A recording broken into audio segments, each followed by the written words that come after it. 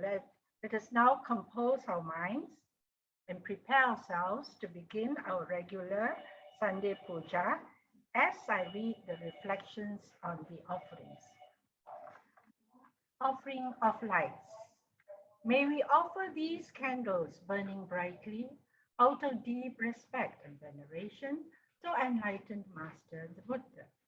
May these lights symbolically guide us to the light of the Dhamma, which dispels the darkness of greed with the light of generosity, the gloominess of hatred with the light of love, and the darkness of ignorance with the light of wisdom through the Buddha, Dhamma, and Sangha. Offering of joss sticks and incense. May we offer these joss sticks and incense out of deep respect and veneration to our blessed teacher, the Buddha. May our good deeds be like the fragrance of these joss sticks, cultivating compassion, patience, tolerance, understanding, and love towards all living beings. Offering of water. This water that we place on the altar, may it symbolize our aspiration to cultivate the virtues of calmness, clarity, and purity.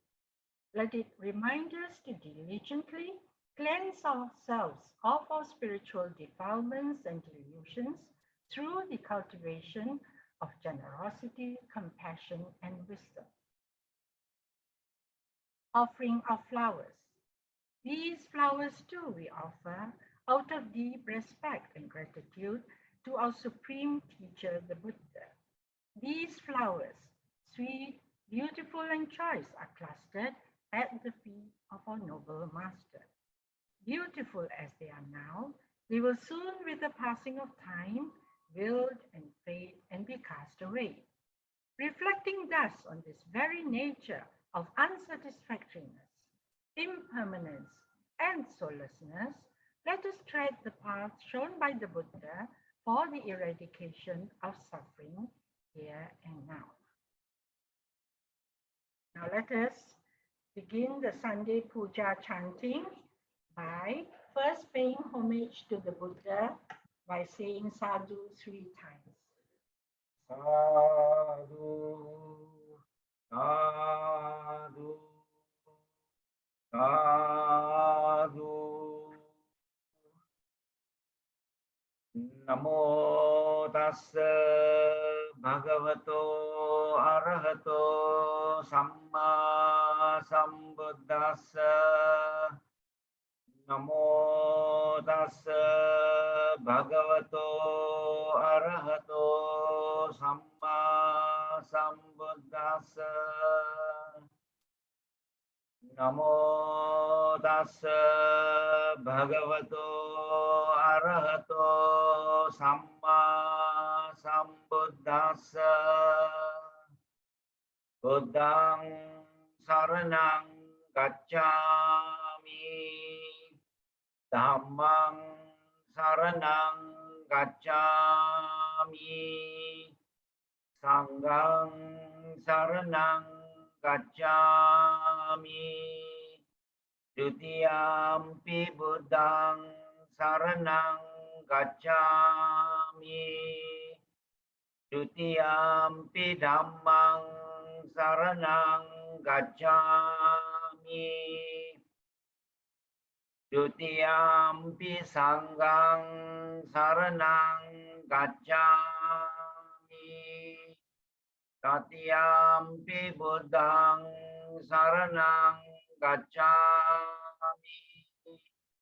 Tatiyampi dhammaṃ saraṇaṃ gacchāmi. Tatiyampi sanghaṃ saraṇaṃ gacchāmi. Pāṇātipātā vērāmani sikkhapadang samādhiyāmi. Adinādāna vērāmani sikkhapadang samādhiyāmi. Kamesu miccācara veramani sikkhapadang samadhiyāmi. Musāvādā veramani sikkhapadang samadhiyāmi. Surameraya Pamadhatthana veramani sikkhapadang samadhiyāmi. Itipiso bhagava arahang samma sambuddho Vijjācarana sampanno sugato lokavidu anuttaro purisa dhamma sarati satta deva manussanang buddho bhagavati swakato bhagavata dhammo sanditthiko akaliko ehipassiko Opanayiko paccatang veditabbo vinyuhiti Supatipanno bhagavato savaka sangho Ujupatipanno bhagavato savaka sangho Nyāyapatipanno bhagavato savaka sangho Samicipatipanno bhagavato savaka sangho Yatidang cattari purisa yugani atta purisa puggala Esa bhagavato savaka sangho ahuneyo pahuneyo dakkineyo anjalikaraniyo anuttarang punyakkettang lokassati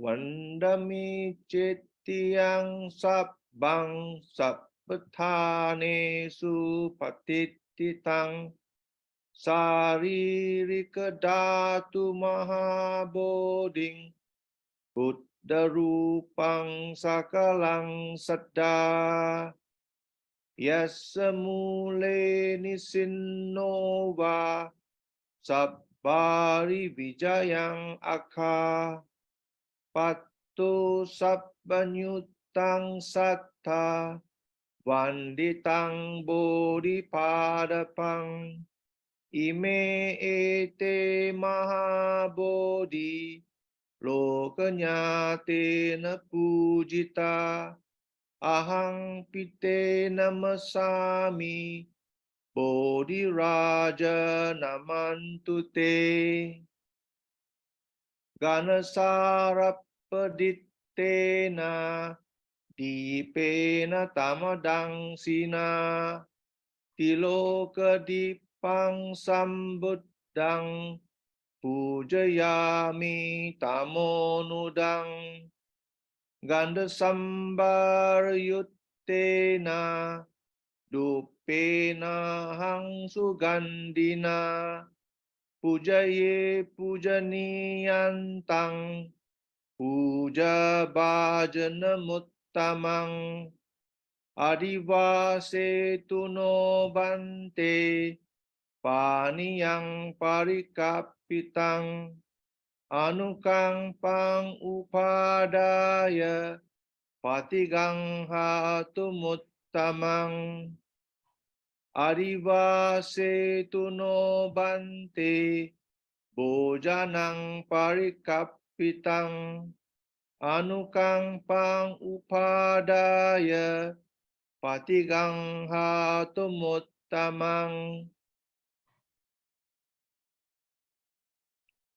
adivase tuno bante Gilana paccayang imang anukang upadaya patigang hatumuttamang vanaganda guno petang etang kusuma santating pujayami munindasa siripada saroroe pujemi buddhang kusumena nena punyena mettena cahotu mokkam Upang milayati yata idamme kayo tatayati vinasa bhavang akasattha ca bummatang devanaga mahittiga punyantang anumoditva cirang rakhantu loka sasanang akasattha ca bummatang devanaga mahittiga punyantang anumoditva cirang rakhantu desanang akasattha ca bummatang devanaga mahittiga punyantang anumoditva cirang rakhantu mamparanti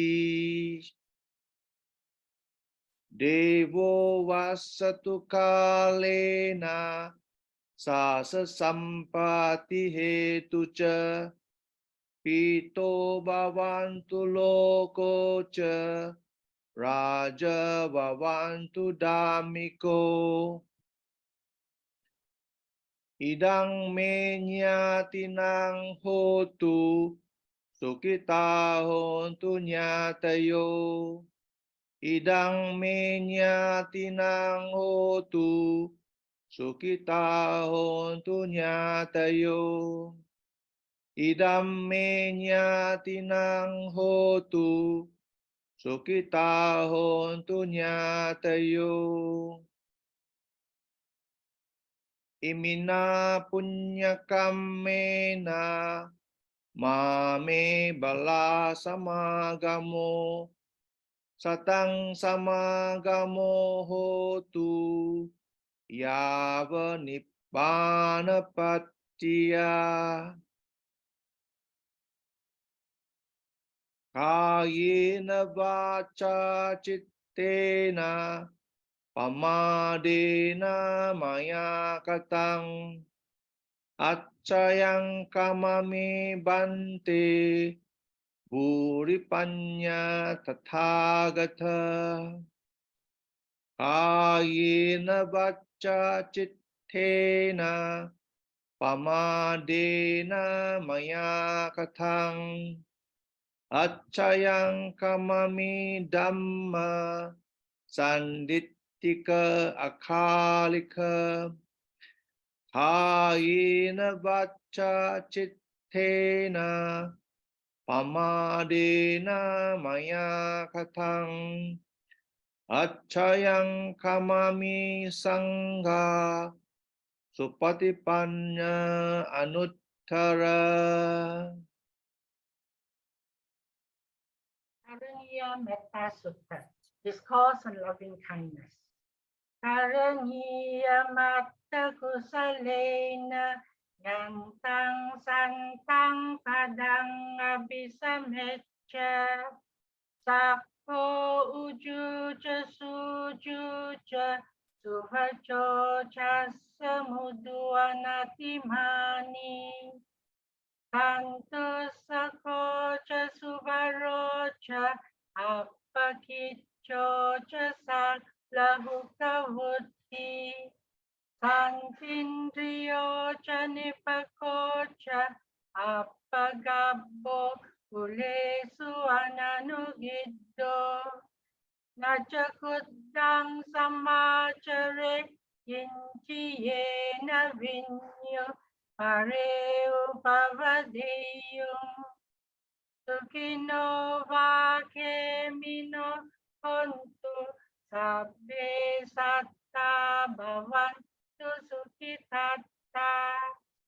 Yeke cipana bhutati kasava tavarava anavasesa. Igavaye mahantava majima 𝓤𝓾𝓷𝓵 Dittavaye aditta ye chadure vasanti avidure Utava sambhave siva sabbe satta bhavantu sukhitatta.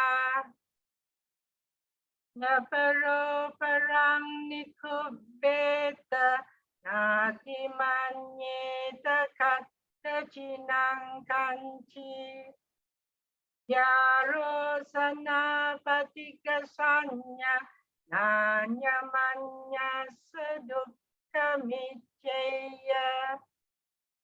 Mata yatani yang putang Ayusa eka putta manurake Evam pisabba bhutesu manasang bhavaye aparimanang Mettang ca sabba lokasmin manasang bhavaye aparimanang Buddhang adocatiriyanca asambadang averang asapatang Tittang carang nisinnova sayanova yavatassa vigatamiddo Tetang sating aditteya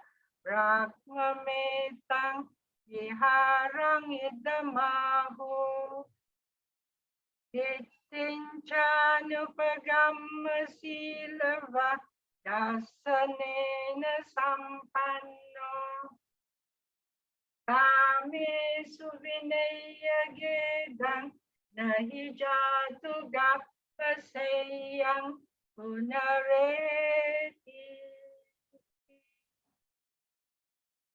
Etena saccavacena sotite hotu sabbada.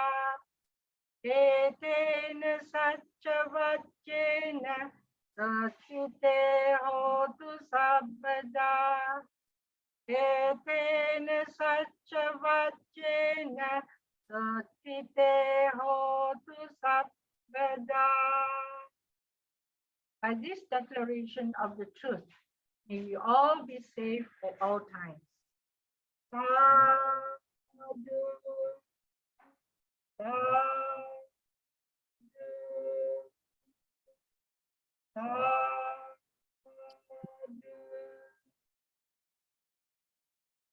Over to you, Brother Terence.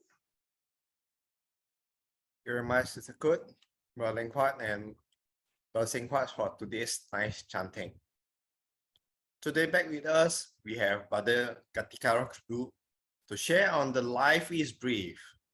Let's make haste for merits and liberations. Over to you, Brother Loo. Thank you, Brother Terence. Very good morning to everyone, brothers and sisters in Dhamma. I'm actually very happy to be able to share the Dhamma with you again this morning. Okay, so before we begin with today's Dhamma talk, perhaps we should place our palms together and pay our deepest and highest respect and homage to the Buddha, the Blessed One, the perfectly self-awakened one, whom through his great efforts and sacrifice, he has rediscovered the path to liberation, and that has enabled us to practice the true Dhamma. Namo tassa bhagavato arahato samma sambuddhassa. Namo tassa bhagavato arahato samma sambuddhassa. Namo tassa bhagavato arahato samma sambuddhassa.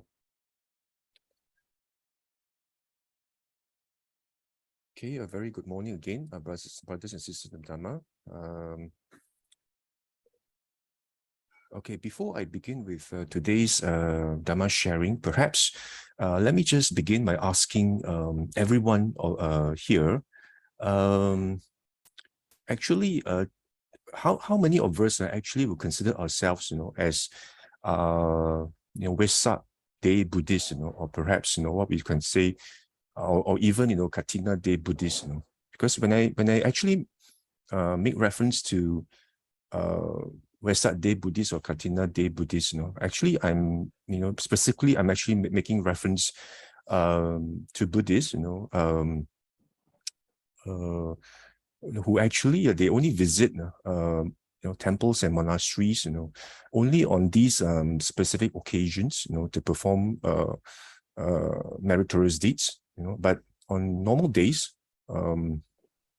perhaps due to their busy schedules, or they're busy attending to their work or businesses, they do not actually make the effort to perhaps visit monasteries and temples, and maybe they also have this conception, that performing merits on these special occasions will be more meritorious compared to other days. So, maybe on Vesak or Katina Day, then they will, visit and throng the temples, offering food to monks, and also, offering robes to the monks, only on these specific occasions. So that is the question we have for us, in terms of the Buddhist community currently, and of course, another category of Buddhism would be the Buddhists where we actually ask certain Buddhists, when they will actually practice the Dhamma, more seriously, when do they actually make the effort, to practice the Dhamma? Then I myself actually ask certain Buddhists this question, whether they actually make the effort, to actually practice the Dhamma as taught by the Blessed One. And the answer given by most Buddhists is, well, I've got commitments, nowadays. Perhaps, when my daughter has got married, or perhaps my son has got married, then, I have more time for me to practice the Dhamma, or perhaps they might say, perhaps when I actually have reached my retirement age, then I'll have more time at my disposal. Then I'll have more time to devote to Dhamma practice, and also to perform meritorious deeds, But then they may also say,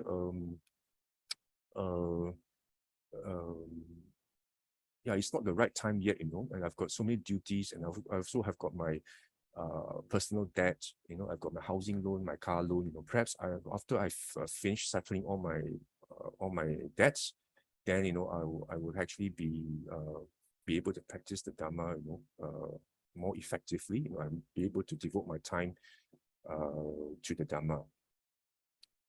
And of course,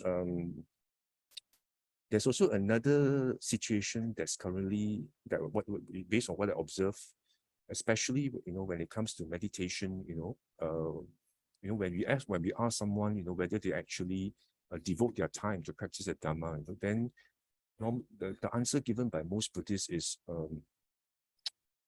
nowadays, different teachers actually teach different meditation methods.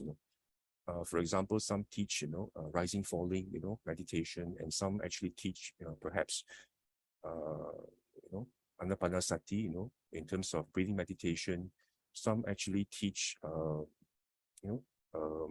you should just watch whatever that arises,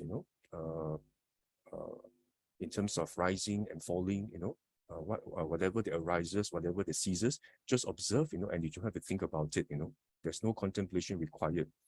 And some, of course, also teach that there's no need to actually study the sutta, you just have to sit down cross-legged and just watch your mind as well as your body in terms of what arises and what ceases. That's all. You don't have to think about it, and there's of course there are also some schools of meditation that actually teach, well, you should actually read what the Buddha has taught, but what happens is they actually place more focus on books which were written after the Buddha's Maha Parinirvana. For example, like Abhidhamma, and also 𝓢𝓾𝓷𝓭𝓪𝓂, instead of actually focusing the attention on suttas, they actually focus and place more authority on books which were written after the Buddha's Parinirvana as the authoritative text, for meditation. So it is actually against this context, that now our Buddhist community actually is in a situation that's actually very fragmented. Different teachers have different schools, So, that's why some Buddhists actually form this opinion. They have this view, that maybe it's not the right time now for me to meditate, since it's so confusing. Different schools teach different methods and different ways of meditation, and I'm not even sure, what is the right way, as taught by the Blessed One. Different teachers give conflicting views. Some say samatha is not good. It only leads you to Brahma world. Some say you only need to do vipassana, don't have to do samatha. And then the other end of the spectrum is some teachers actually teach, you must actually develop samatha to very high levels first. For example, you must have the 4 jhanas before you can actually practice vipassana. So a lot of Buddhists nowadays, they find that they are bombarded by all these different conflicting views, and they themselves are actually quite confused, as to what the right way, they should actually adopt, the right way of meditation that actually should be adopted, based on what the Buddha actually taught. In the more than 2,500 years ago, we've seen so many of these disciples of the Buddha, becoming instantly enlightened, by becoming sotapannas or stream enterers, just by listening to what the Buddha actually said, or what the Buddha actually gave, in specific discourses, and straight away on the spot, something just lit up in them, and they became straight away stream enterers. So many Buddhists nowadays, perhaps they form the idea that, instead of going through this sea of conflicting teachings, why don't I just make a resolution, that I do a lot of good deeds now, but perhaps I'll meditate later, just defer it, and I made the aspiration that may I be able to be born in a country, when the next Buddha, the Buddha Metteyya comes, to our human world again. Let me make the aspiration, may I be reborn, in Jambudvipa, which is India, and let me be reborn perhaps as devas in the Himalayas, so that when the next Buddha comes, I'll be able to meet the next Buddha, and it makes my job much easier. I can just listen to what the next Buddha says and straight away become enlightened, instead of me having to struggle here, trying to find out what's the right way. So many Buddhists actually form this opinion that perhaps meditation is not for me, it's just too complicated. I don't know what the Buddha taught.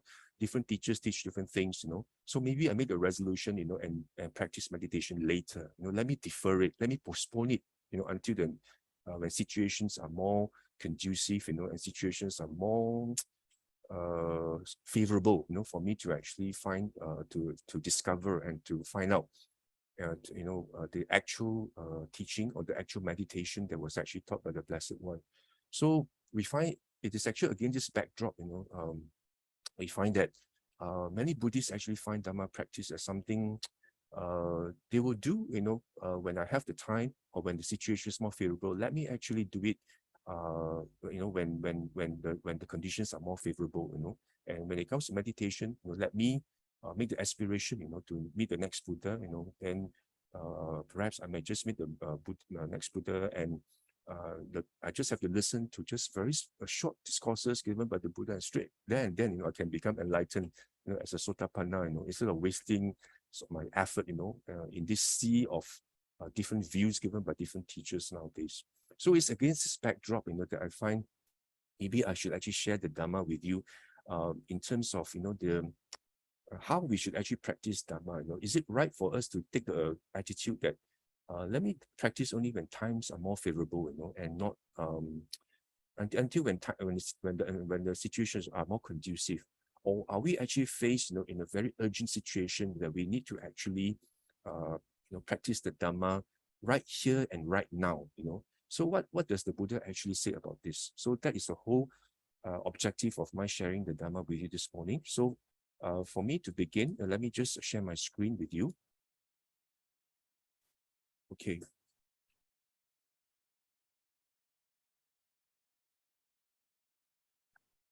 Hold on.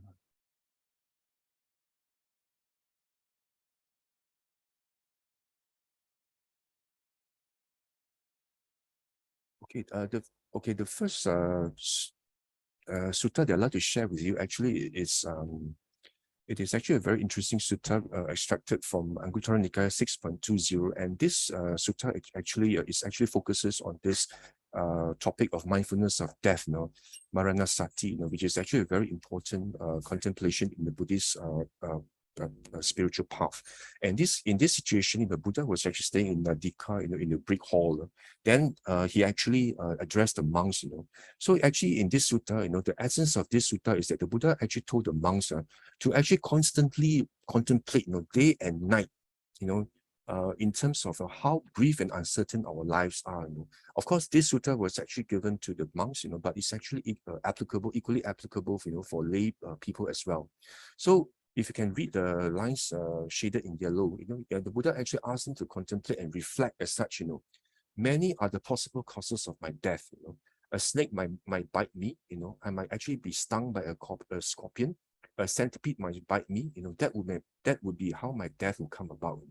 That will be an obstruction for me, which means if any of these things happen, my life will end, and you'll be an obstruction, in my spiritual practice, in the practice of the Dhamma. Okay, so the Buddha says you must always think about the possibilities that happen. A snake might bite you, a scorpion might sting you, a centipede might bite you, or I might actually fall, stumble and fall, anytime, I might actually perhaps in the bathroom, I might just stumble and fall, and I might actually hurt my head, and because of that, death may come to me.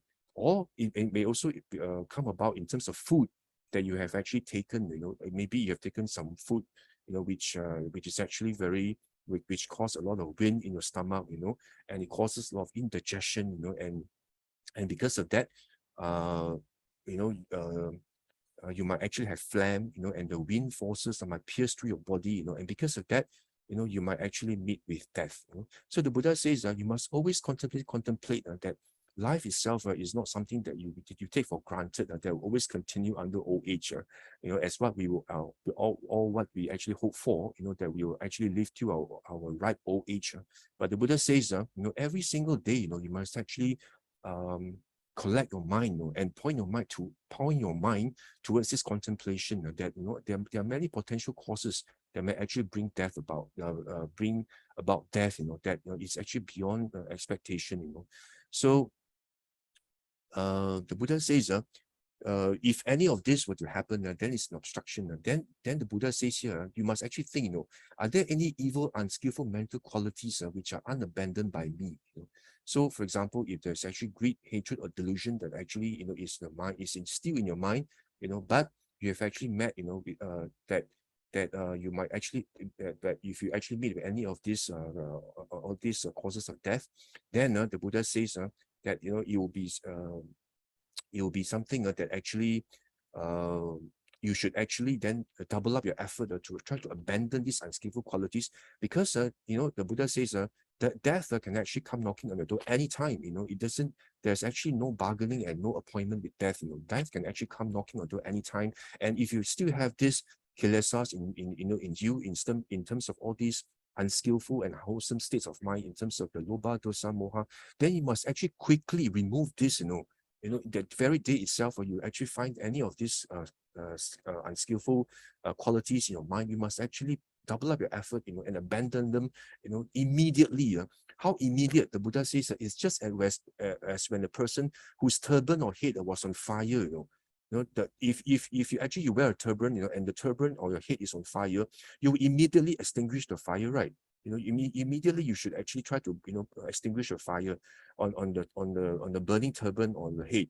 So the Buddha says that just like this, you must actually put in the extra effort and desire and the diligence to actually put out, you know, whatever unskillful qualities, you know, which they are in your mind. Just like, you know, when your turban or your head, you know, is actually on fire, it is actually that urgent, you know, it's actually that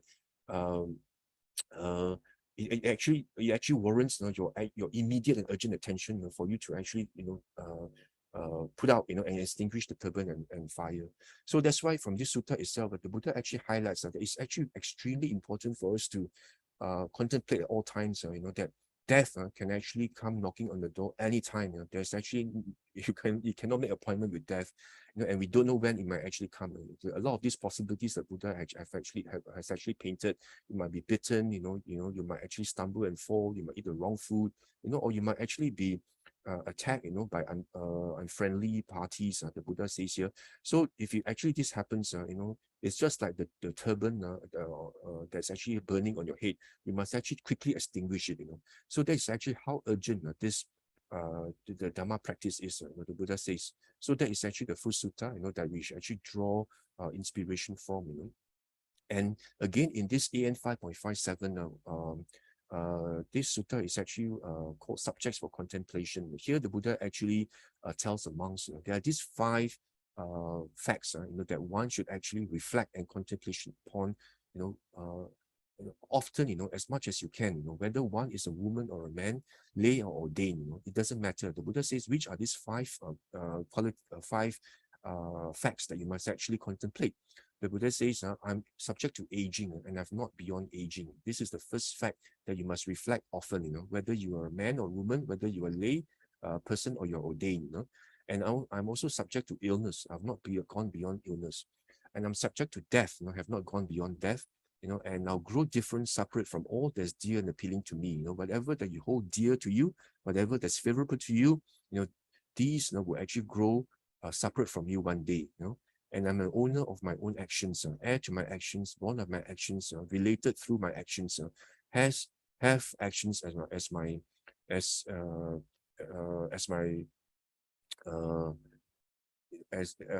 a relative and also as my inheritance action. So the Buddha here actually talks about, you know, us, you know, bearing in mind the importance of karma, you know, the karma that we have actually committed, you know, actually we are the owners of these karmas, you know, and no one else, and we will actually be the inheritant. We inherit whatever karma that we have actually performed. So that's why the Buddha says that these are the 5 facts that we must always contemplate, you know, at all times, frequently, you know, that old age, sickness, and death will always come anytime without actually any warning to us. So that is another sutta, you know, that we must actually also pay attention to, you know, in terms of how urgent it is for our Dhamma practice. And if you actually read the suttas, you know, in many suttas, the Buddha always highlights in terms of how precarious our position is, how dangerous, you know, us living as human beings in this world. I mean, that is so filled and fraught with uncertainties, you know, and calamities and uncertainties, you know, which are beyond, you know, our expectation, or when we least expect it. Here in AN 5.77, the Buddha actually talks about the discourse and future dangers. Here, again, the Buddha actually highlights, you know, when to a monk, you know, of course, it also applies to lay people as well. But here, in the context of a monk, the Buddha says that when the monk actually lives alone, you know, in the forest, in the wilderness, you must always contemplate. A snake might bite you, a scorpion might sting you, a centipede might bite you, you know. So, you know, death may actually come about. You know, again, the Buddha also highlights the monk must also contemplate. The second paragraph here in yellow, you see, I might meet up, you know, with a vicious beast, a lion or tiger or leopard or bear or hyena, you know. They might take my life, you know, and this is how my death will come about. Okay, this is the second danger the Buddha actually highlights. And the next one, you know, if you look at the next paragraph here, the Buddha again highlight, you know, that I might actually meet up with people, you know, or bandits, on the way to committing crime, on their way back from committing crime. They might actually take my life. You might meet up with all these very evil people, as well as those who have actually just committed all these evil crimes. When they are on their way back, or they're about to commit their crime, you might actually meet with them, and they might also bring torture to you, and you might actually meet your death, just because you meet up with the wrong party at the wrong time. So the Buddha actually in this sutta actually again highlights to us, how important it is for us to always remind ourselves, that there is actually no certainty that we will actually have a very smooth and comfortable life. Anytime death might actually just come calling on us. Anytime. Whether it's external, or we might meet with all these ferocious animals. We might actually meet up with all these poisonous scorpions or snakes. Sometimes we don't know, centipedes, or we might just step on snakes, and snake might just bite. It could be a cobra, and you may just death, may just come because of that, because all these poisonous snakes are highly lethal, in terms of when you're bitten, the poison that actually are actually injected in you. You can never anticipate when this will happen. So the Buddha again highlights, in all these situations, we must always keep reminding ourselves that all these unfortunate events may happen to us. So this is actually the another sutta, 5.77, which the Buddha actually highlights, in terms of dangers. Again, you see the Buddha keeps highlighting this in various discourses given by him in AN 5.78. Again, here the Buddha highlights the danger of life in different contexts. Again, this is more internal. Just now was external, right? In terms of animals, in terms of meeting with bandits, meeting with ferocious beasts or poisonous animals. Here the Buddha actually talks about, even though you are actually young and black-haired, endowed with blessings of youth in the first stage of life, there will come a time, this body will be beset by old age. You become an old age. Your teeth will decay. You will not be able to stand well. Your bones will become rickety. So the Buddha says this is actually also another danger we are going to face as time goes by. Our lives are just like streams of water. The streams that you find that keep on flowing down, gushing down. There's no one moment in time where the water will stop flowing. Just like our lives. Our lives will just keep on moving on. Like what the Buddha says, it is actually a dukkha. It's actually something that's actually very subtle, something that's very insidious that we don't know that's happening. But slowly but surely, we are actually growing old. And this is something that we cannot actually prevent. Old age is something that will come about. So actually, this is actually one danger that we must actually remind ourselves, because it's a dukkha. It's actually like it's actually what the Buddha called is actually the viparinama dukkha. Because our lives are conditioned. So that's why our bodies will actually will only change, but it will not only change, but it will deteriorate as well. Whether you become old, whether you become ill. So it's actually what we call the viparinama dukkha. Also because our bodies are actually conditioned. It's a sankata, something that's conditioned. So that's why the Buddha says old age is one thing, and also the Buddha also reminds us again, that our body is also beset with illness. Anytime, without us knowing, sometimes we may be actually be beset with illness, and we may be discomfort because of the wrong food we have eaten, or sometimes we may actually contract, the diseases and illnesses when we least expect it. A lot of these chronic illnesses, that are actually life-threatening, and if these illnesses can be cured, all is well. But sometimes, when these illnesses they become too overwhelming, and even medical attention is not sufficient, then it is something that's due to our karma, we are not able to recover, that is also another danger we are going to face as well. All these life-threatening dangers and chronic illnesses that we face every day, constantly. The pandemic itself has given us a very good example. I mean, we can have no control to it. We might contract diseases, we might be faced with pandemics, whether we like it or not, it's going to actually come, and come as a flood to us, and it will affect us, and it will actually severely impact our lives. So that is another danger itself. And of course, the Buddha again says, there's another danger as well, because there will come a time, where we have famine. Right now we may have lots of food to eat, right? Everything is fine, but there will come a time, where there may be famine. And even if it's not famine, we have seen ourselves due to wars, in various parts of the country, world, there's also this supply chain disruption, and because of that we have high inflation, which affects our lives, and so it becomes much more difficult for us to get decent food. So there's also another danger as well. So the Buddha says our human lives are fraught with so many dangers and difficulties, that can we actually afford not to practice the Dhamma? Right here and right now, it's actually something that's very, very urgent. Just like our turban is actually on fire. When you're wearing a turban, it's on fire. I cannot imagine something more urgent than to put out the fire immediately. But this is exactly what the Buddha says. Your turban is on fire, and yet now you are taking a very what we call a nonchalant attitude. Means you don't really care about practice of Dhamma. So if we actually have that attitude, it's something that's actually very, very foolish, very silly. The Buddha said, you're a foolish man. So again, in this AN 5.79, you see the Buddha keeps on highlighting, in terms of the dangers. And in this sutta itself, the Buddha again highlights a different perspective of danger.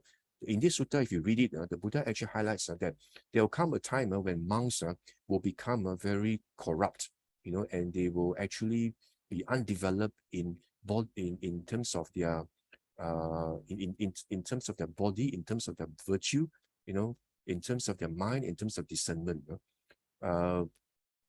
So if in terms of the sila, samadhi, and panya, they will be very corrupt. These monks, they do not observe their vinaya, they don't observe their morality, they are undeveloped, and they behave not in accordance, with the vinaya rules, and if you see here, the Buddha says there will come a time when these monks they will not actually want to listen to what the Buddha has actually taught. They do not, which means there will come a time when monks they do not want to read the suttas anymore. They find the suttas they find that they don't place emphasis on what the Buddha has taught as recorded in the suttas. They find that, oh, actually that's just theoretical, not so complex and complicated like what we find in other literatures or books written after the Buddha's parinibbana. And if you look at this, the Buddha's prediction is actually very true. We are actually seeing this happening right here and right now. And when you find certain schools of Buddhism actually teach that you should that suttas actually only provide you the theories only, but when it comes to the actual meditation, the actual practical advice, you should actually read books such as Abhidhamma or Visuddhimagga. But all these books were written by monks after the Buddha's parinibbana. So we must actually take heed, of what the Buddha actually says by placing the wrong attention, in terms of the wrong teachings, by looking at other books rather than what the Buddha has taught in the suttas. So again, we see this is another danger, but we are already seeing this happening right now. Okay, and again, the Buddha says there'll come a time where the monks they'll live very luxurious life. They're very lethargic, very lazy. They fall back. They shirk their responsibilities of solitude instead of actually going for solitude, meditation in forests. They actually like to congregate, with lay people. They like to go to cities. They like to have social activities, and mix, with lay people, and like to actually lead a gregarious life, as monks, and they don't like solitude lives.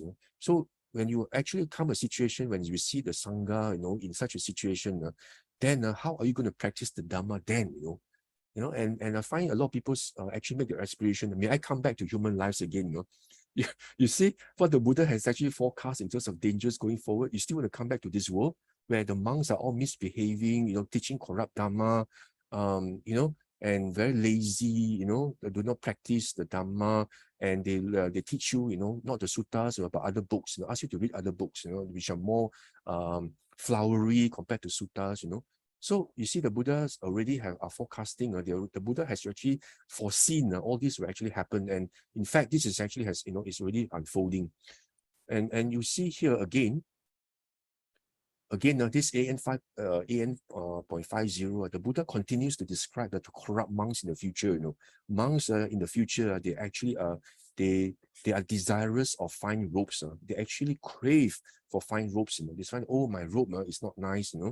Very coarse, very tattered, already sewn so many times. I want to have fine robes, or maybe silky robes, maybe robes which are, are very comfortable, made of fine materials, and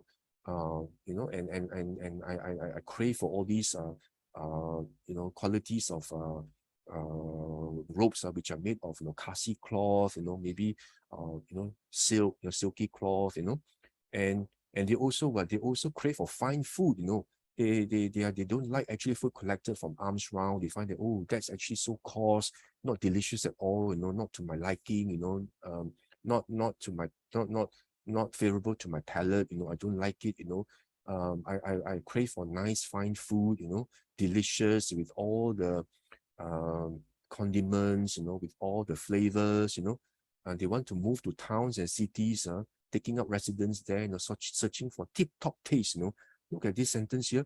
The Buddha says that these monks look for tip-top taste at the tip of the tongue. For the sake of food, they will do many kinds of unseemly, inappropriate things, So in future, the Buddha projects and he foresees that the Sangha will become like that, And the Buddha says, furthermore, in the course of the future, there will be monks desirous of lodgings.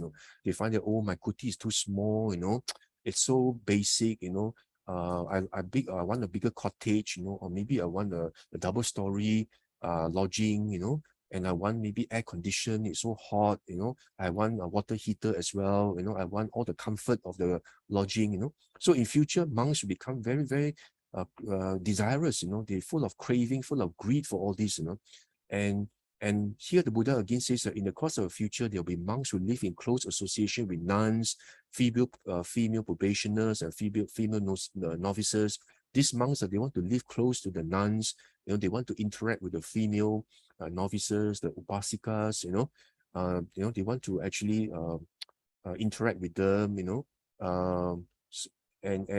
And also there'll be monks.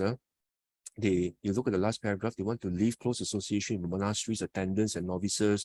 They want to interact, and they want to have more social interactions, with novices and monasteries, attendants.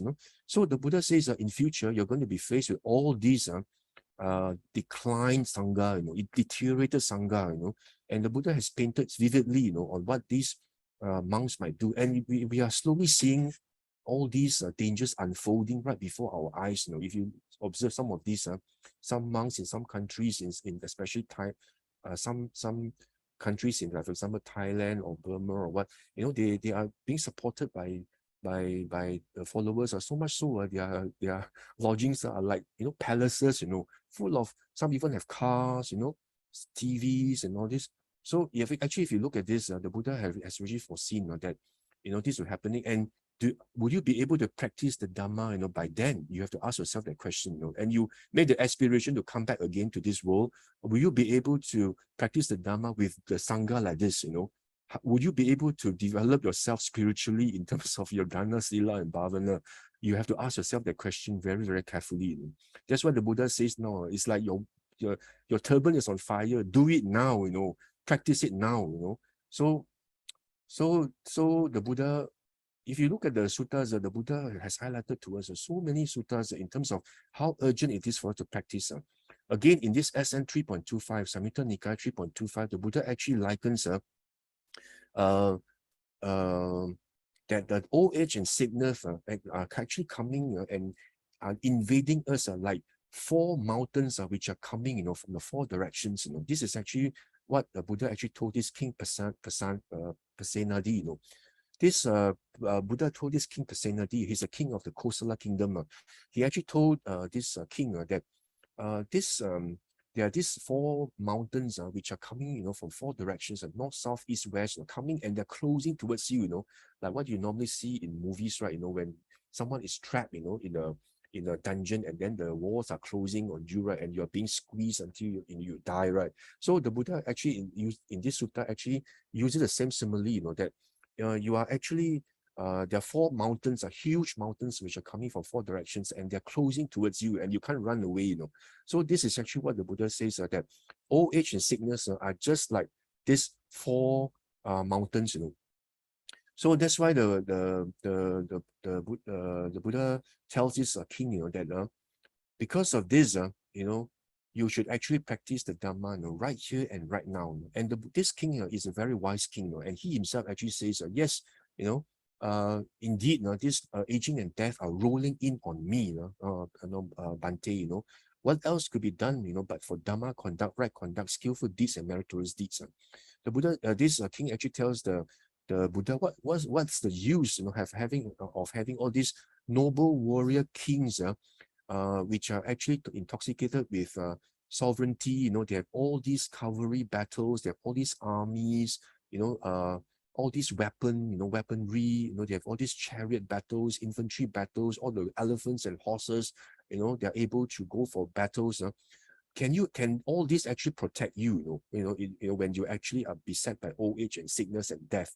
What's the use of all these armies, which the kings are surrounded by all these weaponry and infantry, all these armies and all the spears and everything that you have, to fight wars.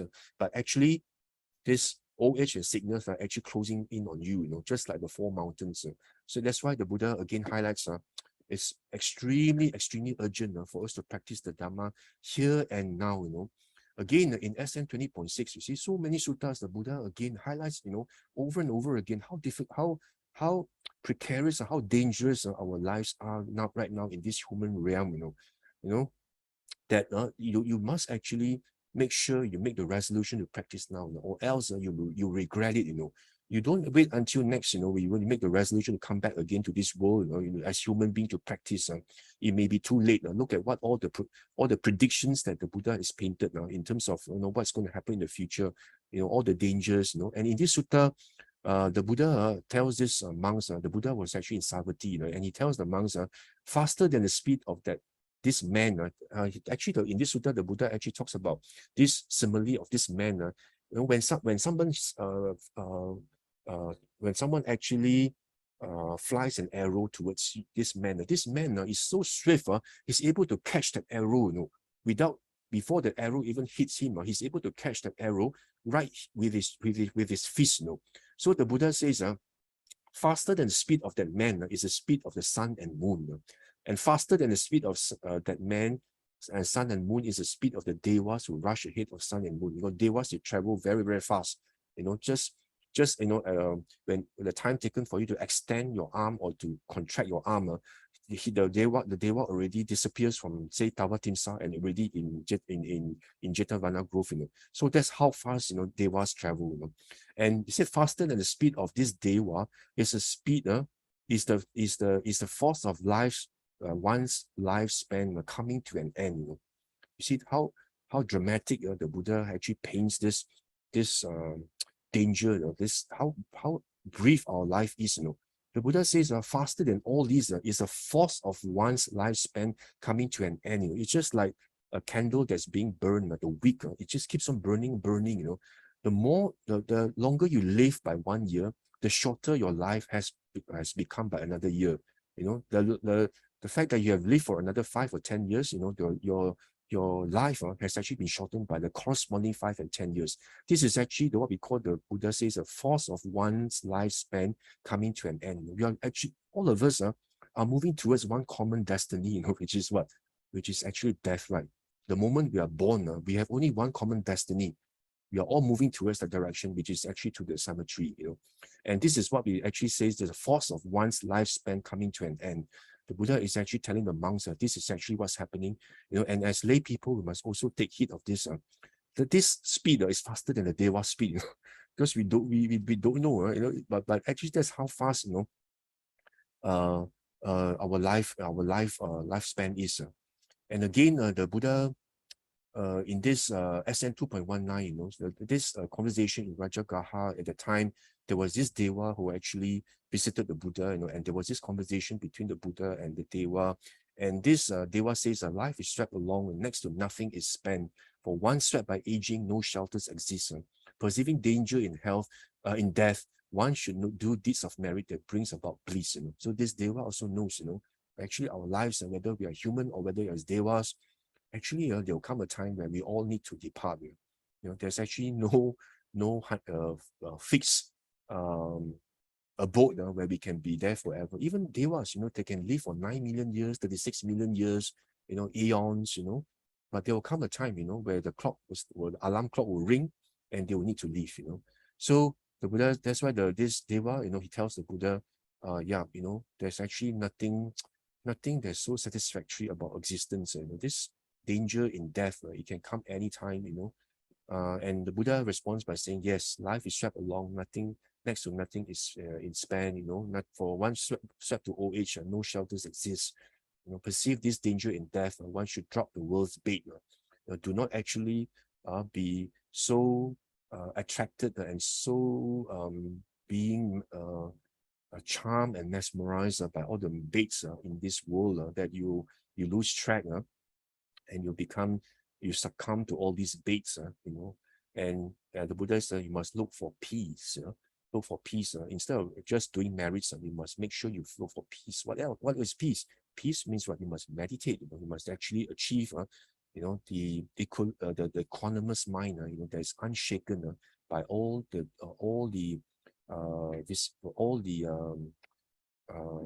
calamities or all the vicissitudes in life. You must actually, make sure you actually have this peace when we supported by wisdom.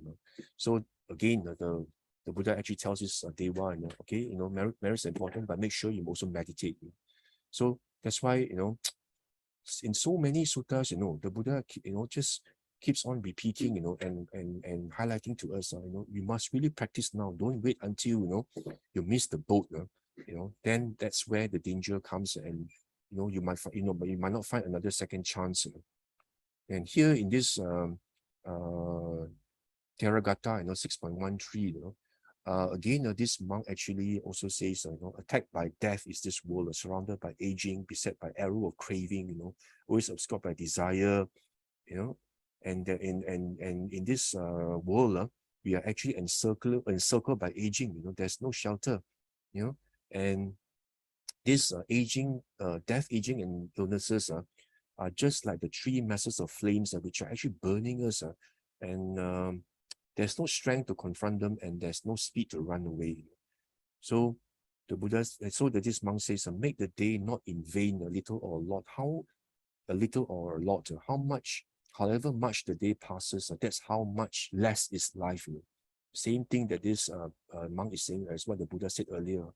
How many days have passed, is equivalent to how much less in life you have.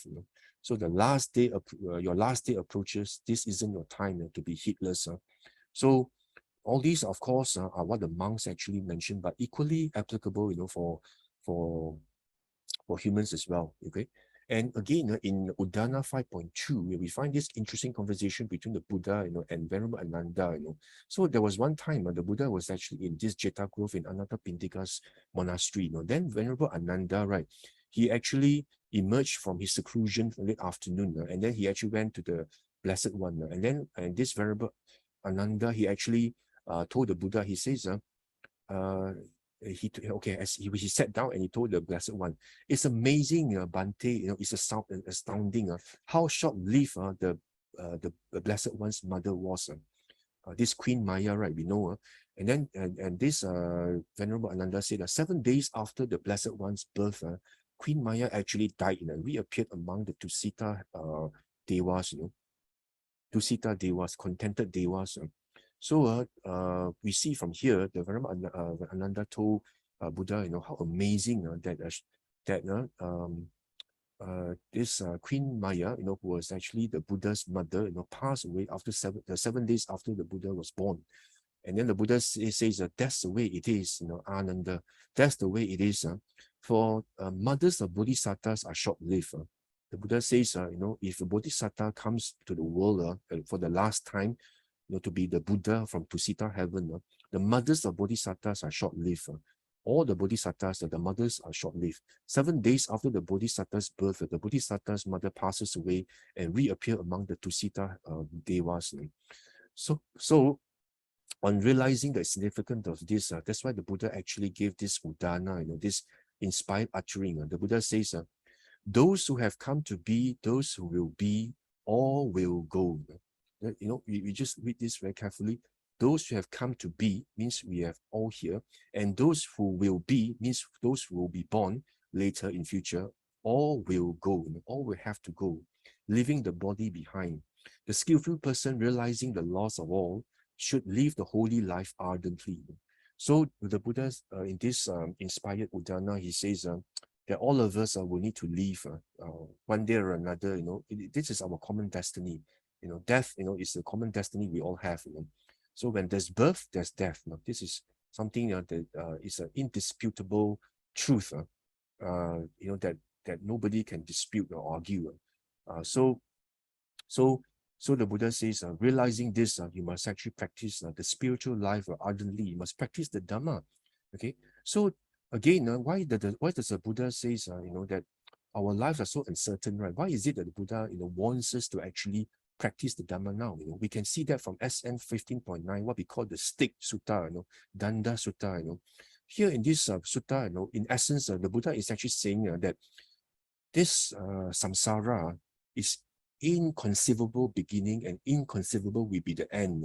So when beings travel in this samsara, when we are born from one existence to another existence, we are just like a stick. Just look at the line of a tree here, just as a stick thrown up in the air, land sometimes in its base, sometimes in its side, sometimes in its tip, sometimes you don't know when where the stick will land. So the Buddha says in the same way, beings are hindered by ignorance and fettered by craving. We actually travel in this samsara just like the stick. We don't know when where we'll be born. Sometimes we'll be born as humans, sometimes we're born as devas. Sometimes we are not so fortunate. We fall down to the woeful plains. And in one sutta also, if you actually read it carefully, the Buddha also says just because someone has actually been doing a lot of good deeds, perhaps observing dana, sila, but this person, is not a stream enterer yet.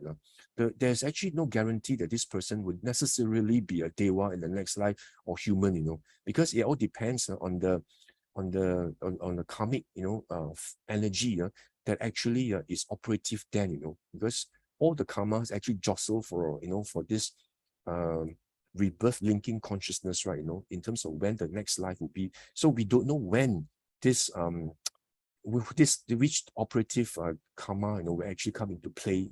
So if it happens to be a wholesome karma, then you'll be reborn as a deva. But if it's unwholesome, then you'll become an animal or a ghost, or even in the hell. So that's why the Buddha again actually tells us how important it is for us to actually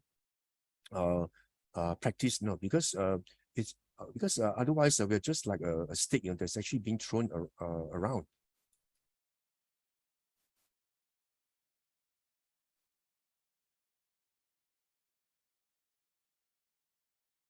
Okay, and then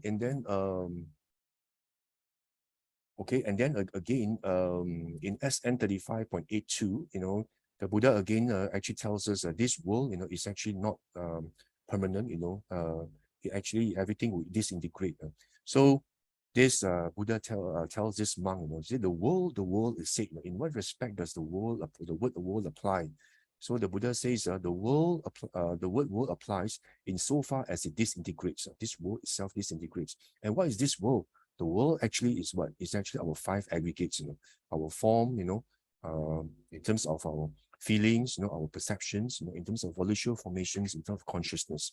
So these five aggregates are basically what we call the world, and these five aggregates, actually will disintegrate and they will actually perish one day. So if you think about it, the world actually it actually exists because of the five aggregates, right?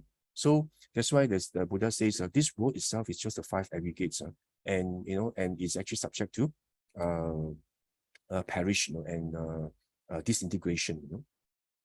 And again, there's another sutta also, you may refer to it, when you have the time. In AN 7.70, the Buddha actually talks about this. Some time ago, the Buddha tells the monks that there was this teacher, this 𝓷𝓾𝓷𝓭𝓪, who was actually free from passion, and free from sensual pleasures, and he had many students, and he actually taught the Dhamma, that our human life as humans are actually very trifling, very filled with stress and many despairs, and how does he actually describe the human life? Human life is just like a dewdrop on the tip of a blade of a grass that actually vanishes with the rising of the sun. So that is one description. And the second one, the Buddha says, it's just when the rain devas send rain in fat drops, and the bubble of the water quickly vanishes, and does not stay long. This is a second description as a human life. Just like, when the rain actually falls into the pool or pond of water, you have these water bubbles, right? So our lives are just like the bubbles in the water, just stay there for a while and then pop, they disappear. And then again, this 𝓷𝓾𝓷𝓭𝓪 also actually says that our human lives are just like a line drawn in the water with a stick. If you draw a line in the water, quickly it vanishes. And our life is just like also like a river flowing down from the mountain. It's swift, and it's gushing down all the while, never stopping for a moment. Just like our human lives, our lives are just moving on and on. Ever since we are born, of course we go through different stages. We grow up, we become adolescents, we become adults, we age, and then it's just rushing on. There's actually no single moment in time where our lives will stop. So it's all rushing towards one single direction, which is actually towards the direction of death. And of course, this 𝓷𝓾𝓷𝓭𝓪 also says it's just like a man, strong man, spitting, dropping a spit at the tip of his tongue. Spirit, when this man, he actually spits out with little effort. The Buddha says that this human life is just like a drop of spit, so trifling, so insignificant and so trifling. And of course, the last one, similarly, our life is just like this meat thrown into an iron pan, heated, quickly vanishes, and does not stay for a long time. This silver of meat thrown into an iron pan, heated all day, quickly vanishes. So from here, you see, the Buddha actually describes so many. He actually describes to the monks what this 𝓷𝓾𝓷𝓭𝓪 actually taught in terms of how brief our human lives are. So that's why we see, it's actually very important for us to practice our Dhamma, right now, right here and right now. There's actually no room for us to defer any further. And if you actually look at what the Buddha actually describes in terms of our destinies, in terms of where we are reborn, if you look at all the different suttas like this one in SM 20.2, the Buddha says here, in the same way, sentient beings who are reborn as humans are few, while those who are not reborn as humans are many. You see, again, the Buddha says, if you're a human being, and if you want to be born again as a human, the Buddha says it's actually very, very few.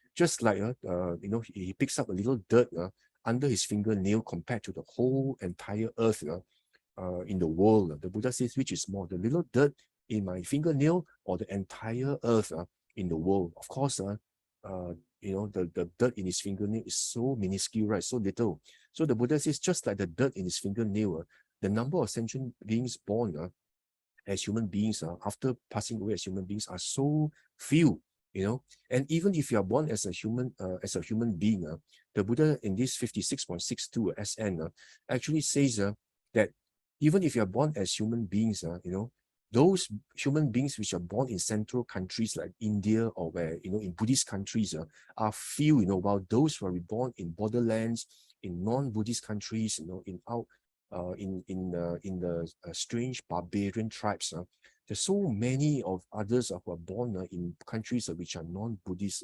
and they practice different religions, different rituals, which end up, doing a lot of unwholesome deeds, which actually chain you further and further away, in the woeful plains and also in samsara. So how dreadful it is, or not? If you as it is, it's so difficult to be born as human beings. Yet, even if you're born as human beings, it's actually very rare that you get born in Buddhist countries and you get to learn the Dhamma. But most people, will actually be born in non-Buddhist countries, or even countries, which practice all sorts of rituals, which actually bring a lot of harm to ourselves. So again, in so many of these suttas, you see, again, the Buddha says here, very few humans are born as humans. About those humans are born in who are born in hell are many. So after the human pass away, in terms of those who are born in hell are many compared to those being reborn as human again. See, again in this sutta also 56103, the Buddha also says, those who are remain as humans are a very small number, but those who actually reborn in animal realms are so many. Okay, and 5.104, again, the Buddha says those human reborn as ghosts are far outweigh those who will remain as humans. Again, the Buddha says here, those who are gods, they are devas, but they continue to remain as devas, also very few, just like dirt in his fingernails. Okay. And those who are gods, and then they are actually reborn as humans, are also very few. But those devas, they are reborn in hell, animal, and ghosts are many, many, which means they actually fall straight from deva realms down into the woeful plains. Are so many, so many. And how about those who, here the Buddha talks about those who die in hell, they pass away from hell, So to be reborn from hell as humans are very few, but those who are reborn in hell, animal, and ghosts are many.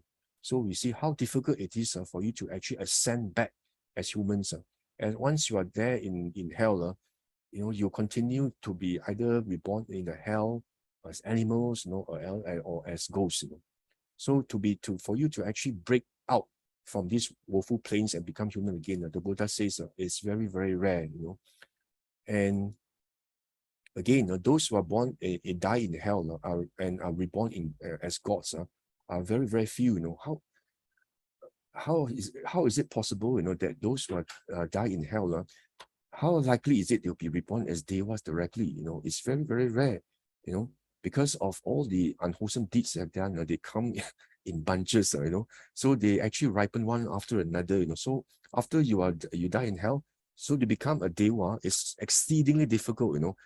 To become as humans is very difficult. What more to become as devas is even more difficult. But many are born after they are born. They die.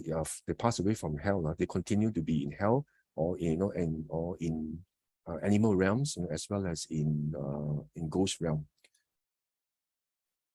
Again, in this sutta, the Buddha talks about those who die as animals, but to be reborn as animals, reborn as humans, also very, very rare. But they continue to be reborn in hell, in the woeful plains, as ghosts, as well as in the animal realms. So again, you see how difficult it is for you to actually break from that chain. Once you actually end up in woeful plains, the energy, the energy is so strong that you keep on being reborn as a woeful plains. It's very, very rare and difficult for you to be born as human or as devas again. And of course, in this sutta, the Buddha talks about those animals who die, pass away, they become gods, straight away. Also very, very rare, very, very rare. But they continue to be in the woeful planes as ghosts or in hell or animals. And of course, the same thing here. The Buddha talks about those who are petas, but for them to be reborn as human beings straight away, from petas, also very rare, but most of them actually end up in hell, animals, and petas again. So if you see from all these, again, of course, this one is all about ghosts, they to be reborn as gods again, also very, very rare. It means as peta, you actually reborn as Deva straight away, also actually very rare, but many actually they actually die as ghosts and reborn as ghosts, So that's why the Buddha says you must actually practice the Dhamma, right here and right now, so that you actually protect yourselves, from descending into the woeful planes. Because once you end up in the woeful planes, it's very, very difficult for you to get out and actually extract yourself out from the woeful planes, and become human or devas again. And even if you're a human or deva, make sure you retain your position, and do not actually fall down into the woeful planes, So that's why the Buddha says, the Buddha actually says to be reborn is something that's actually very, very it's actually a lot of suffering, That's why in this 𝓤𝓷𝓲𝓷𝓷 Nikaya, if you read this 𝓤𝓷𝓷𝓷𝓷 Nikaya, book of 3, chapter 3, if you refer to this sutta 328, the Buddha actually says, just as monks, even a tiny bit of feces still stings, still I don't approve of even a tiny bit of continued existence, even for as long as a finger snap, which means that the Buddha says to be reborn is just like, having even a tiny bit of feces, that still stings, that is actually so that's foul smelling, that he doesn't even like even a continued existence, or even as long as a finger snap, that because of what? Because of all these continued, samsara itself, there's no certainty, and there's actually no certainty and no guarantee, that you actually, be able to remain, as in favorable conditions. The conditions keep changing, depending on the karmic energy that you perform, it keeps on changing, and there's actually no certainty, there's actually no everlasting shelter and also refuge that you can provide, that you have, that you can say, oh, finally I'm safe, I no longer have to go through all this anymore. That's what the Buddha says. It's just like feces, to be in samsara, it's just like to see the feces, to have feces with you. And again, in 329 and 332, this Buddha actually says, just as even a tiny bit of urine, and spit and pus and blood still stings, I don't approve, of existence, not even a finger snap. So the Buddha actually asks us to quickly, to get out, try to actually get out from samsara, as soon as you can.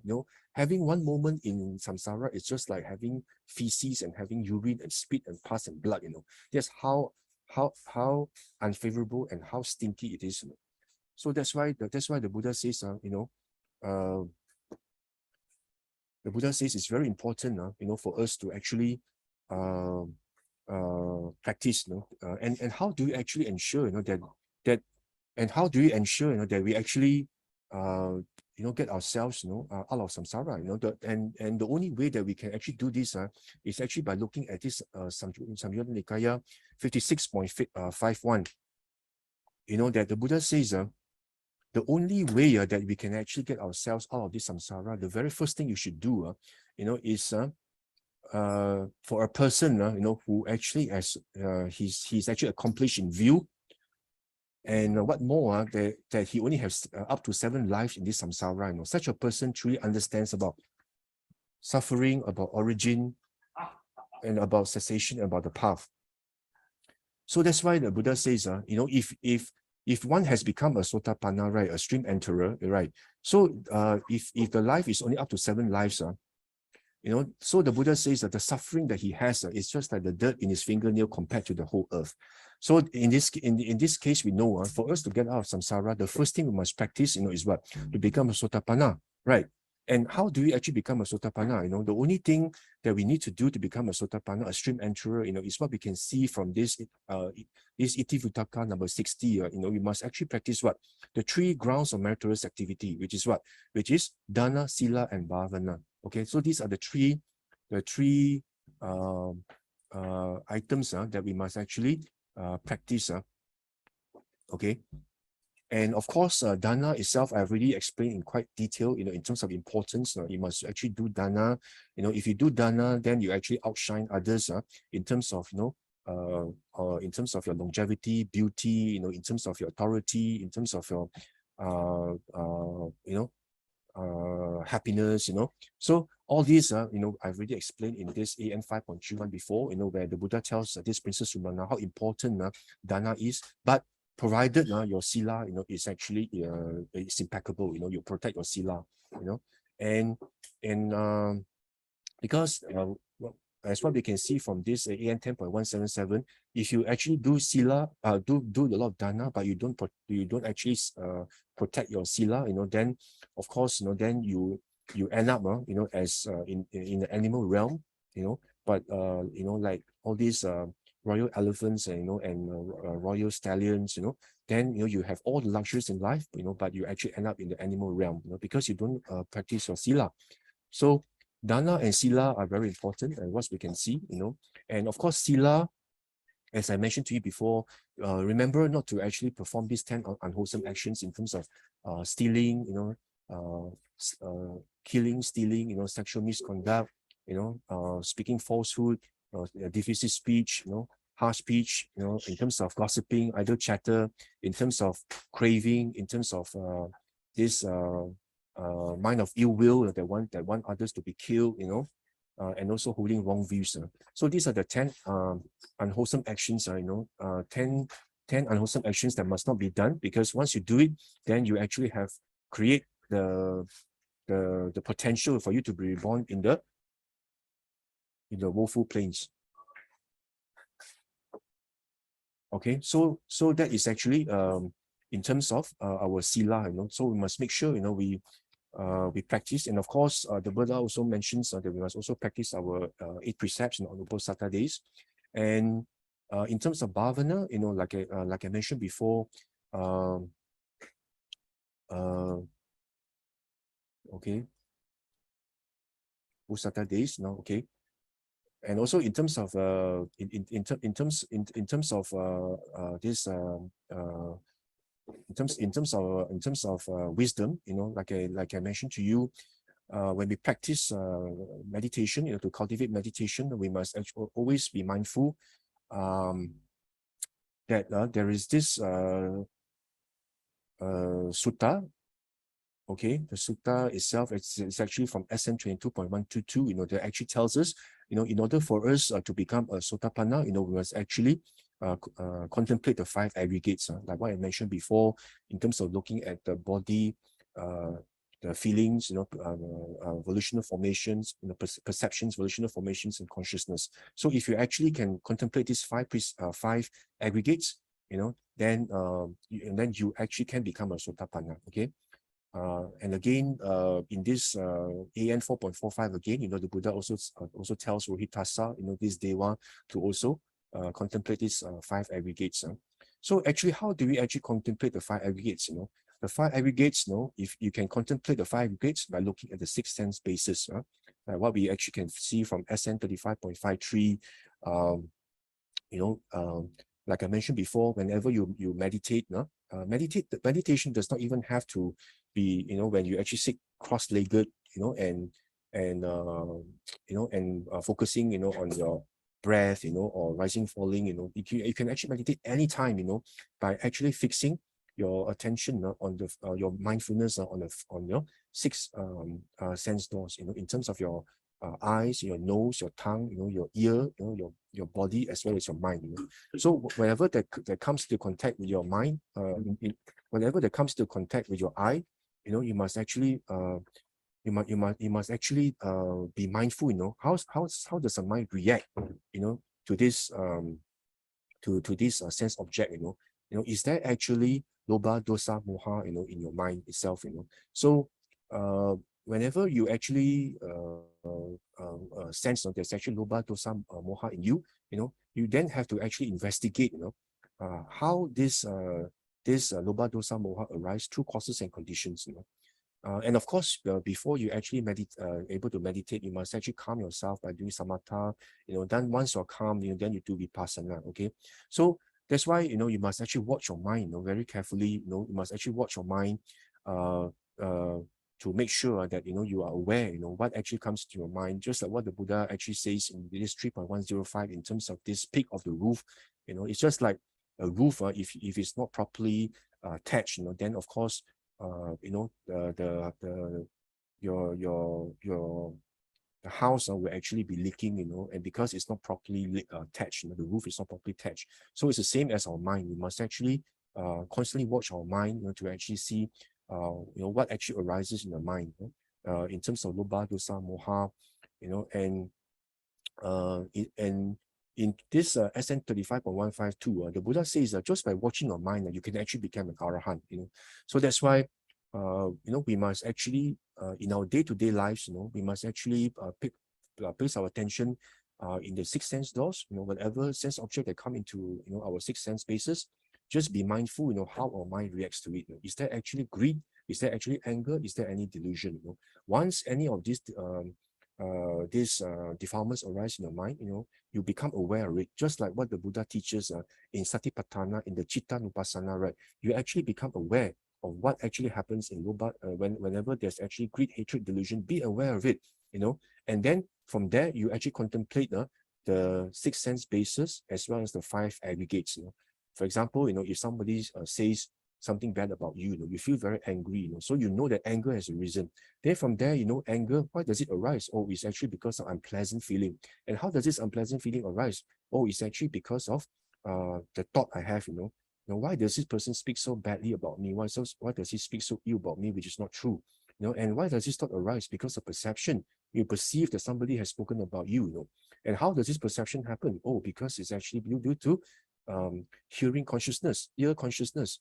And how does this ear consciousness arise? Oh, it's because of this ear coming in contact with the sound, And that's why with the interplay of these causes and conditions, the anger arises. So if you can see from here, anger actually is something empty. There's actually nothing substantive about anger. It's just a mirage, So the Buddha actually highlights this over and over again, in terms of, for example, if you actually look at this MN 146, in terms of this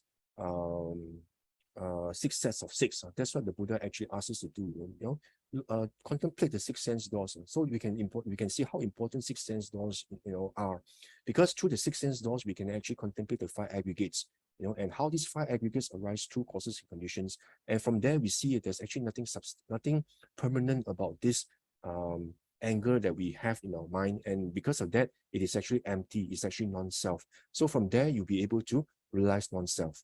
So if you can actually practice this on a daily basis, whether you're working or whether you're doing a house chores, and you don't even have to wait until you find block leave to go on a meditation retreat. You can actually do meditation anytime. It's what we call the dynamic samadhi. It's not the static samadhi where you actually sit down cross-legged, and watch your breath or watch your abdomen, rising and falling. It's not the static samadhi, but it's a dynamic samadhi where you can do it even with your eyes open. You can see anything that comes into your sense doors, how you react to it. Is there lohbha, dosa, moha? Contemplate with it, and try to actually uproot all the kilesas you have, and through the realization of non-self.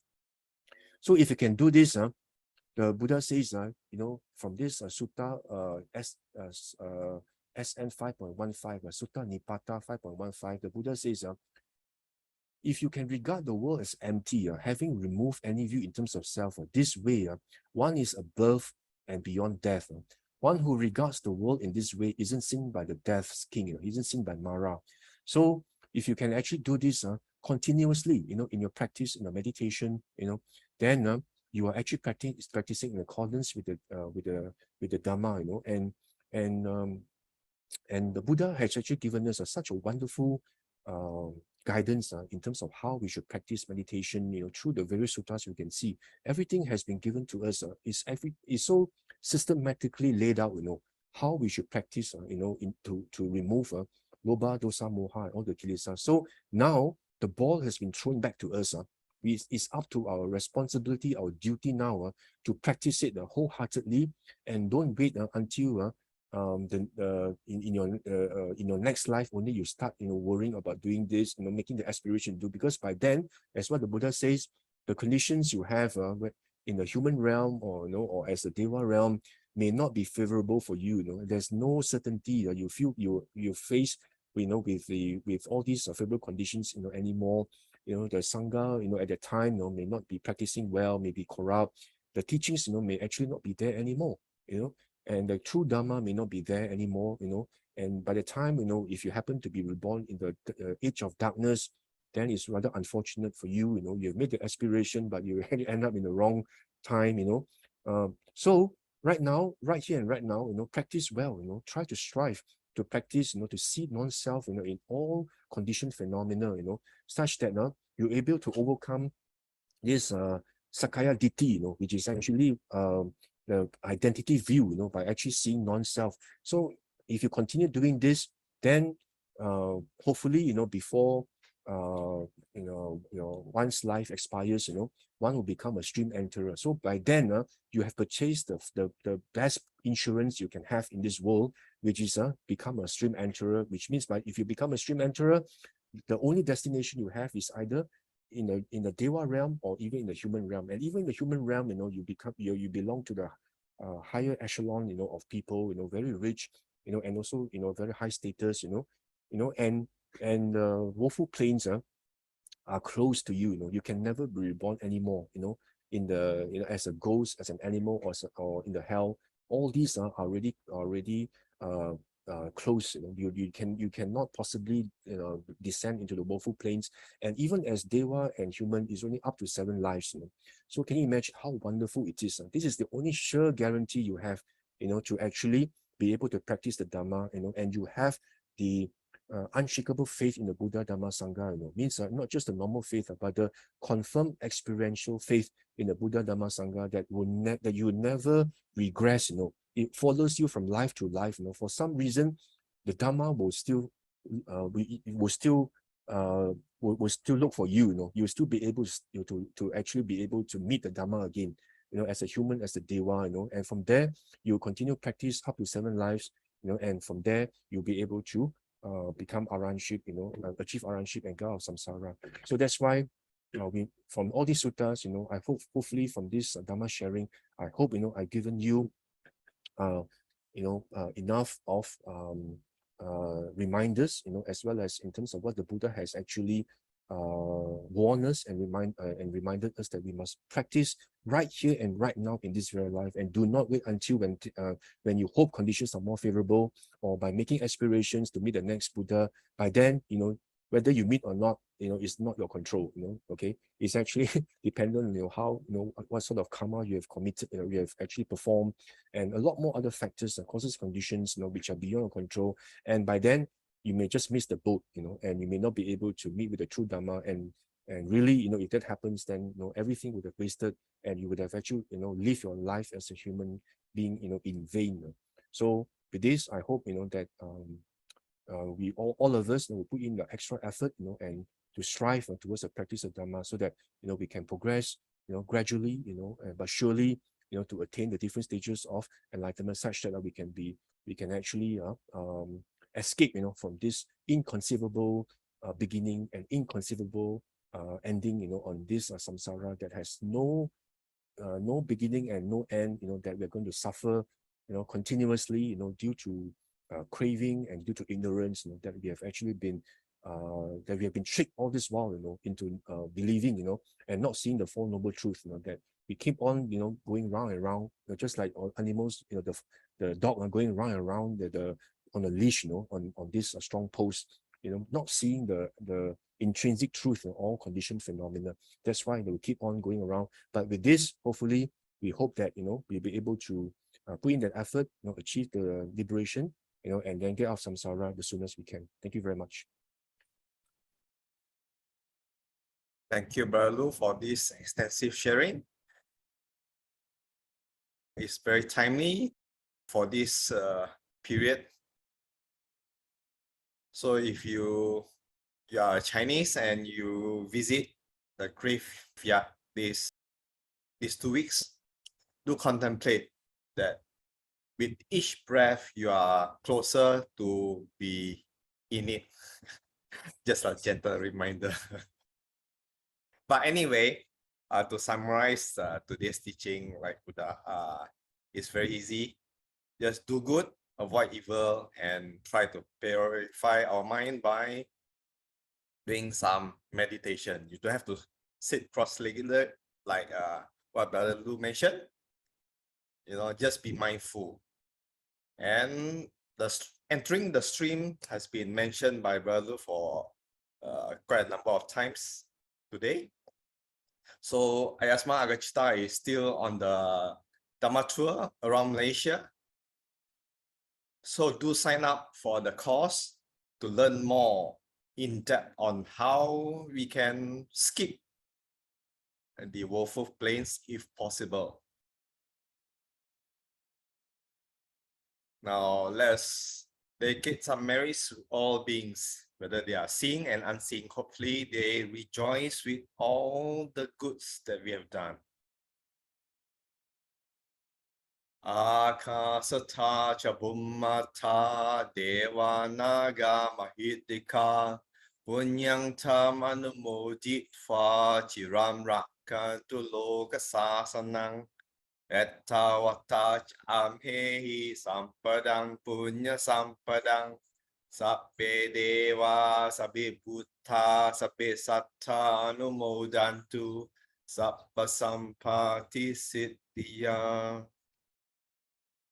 Idang me nyati nang hotu sukita hontu nyacayo.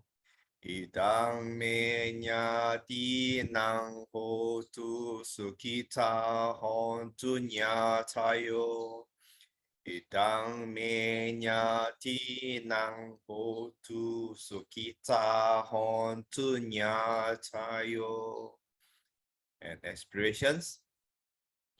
Imina punya kammena mame bala samagamo satang samagamo hotu yavani bana patiya. Sadhu, sadhu, sadhu. Thank you everyone for watching. For other videos, please go to the links below. A reminder again, next week there won't be any Sunday Pūjā or Dhamma sharing. See you all again soon. Bye-bye.